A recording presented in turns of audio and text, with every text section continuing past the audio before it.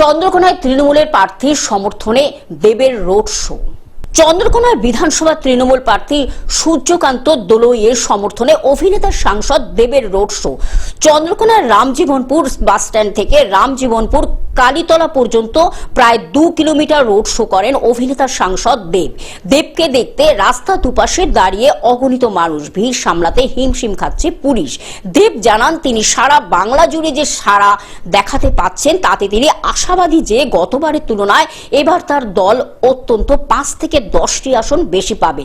যেভাবে মানুষের সাড়া মিলছে তাতে ঘাটাল এবং চন্দ্রকোনায় আমরা জিতছি। সেই প্রসঙ্গ নিয়ে সাংসদদেরকে প্রশ্ন করতেই তিনি হেসে উত্তর দেন, লাভ ইউ মিঠুনদা। কত আসন পাবেন?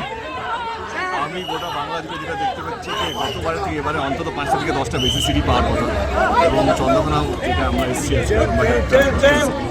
খুব ভালো সারা, খুব ভালো আওয়াজ পাচ্ছি সবার কাছ থেকে, এবং এবারে আমরা এসেছি ঘাটাল মাছটা 24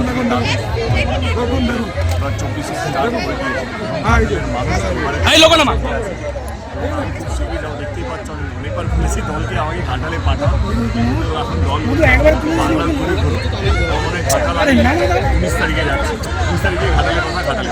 পশ্চিম মেদিনীপুর থেকে কল্যাণ মণ্ডলের রিপোর্ট, গ্লোব নিউজ।